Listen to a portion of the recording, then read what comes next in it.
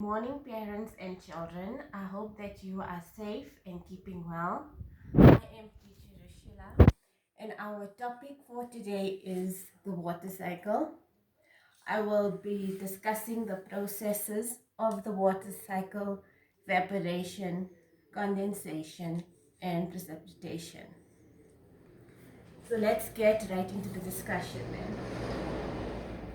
Now, how the water cycle process begins is with evaporation. Now, evaporation is the heat from the sun which causes water on earth, in our oceans and our lakes to evaporate, turning from liquid into gas and rises into the sky.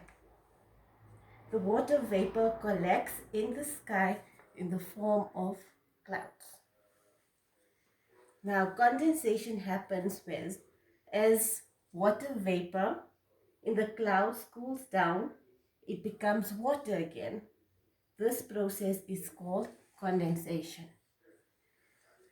And precipitation is when water falls from the sky. This is precipitation. Water falling from the sky in the form of rain, snow, hail, or sleet.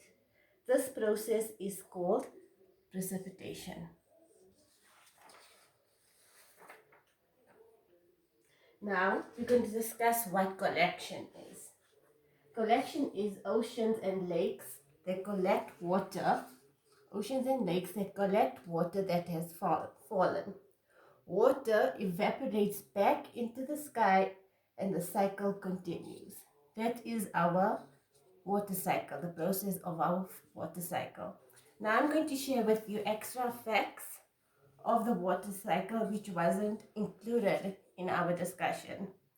I'm going to explain to you what transpiration means. In a process similar to sweating, plants lose water which is absorbed into the atmosphere, much like evaporation. The combination of evaporation and transpiration is known as evapotranspiration. Sublimation.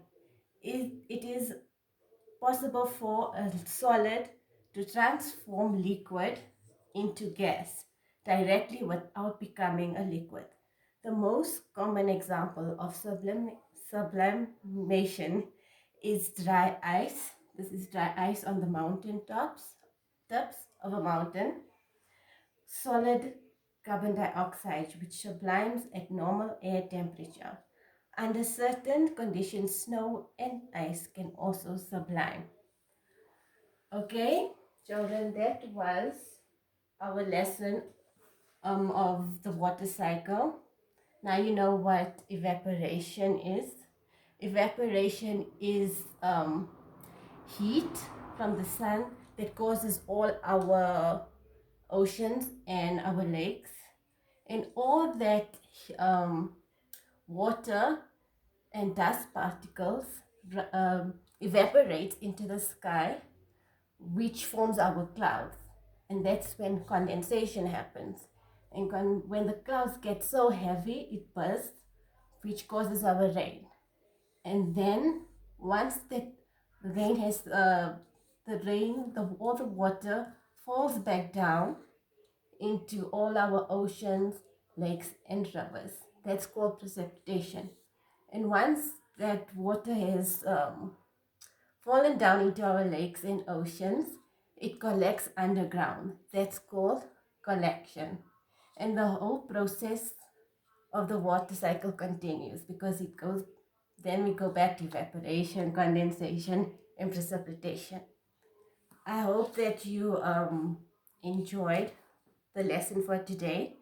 And your homework will be grade 1s, 2s, and 3s.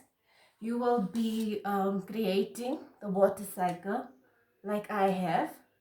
You don't have to make it exactly the way I did. If you don't have the materials that I have, you can use anything that's available in your home environment. Please use labels of the process of the water cycle. Grade 2s and 3s, I would like you to give a brief explanation of what evaporation is, condensation, precipitation, and collection, and include it into your project. I'll bet you enjoyed your lesson and have a good day.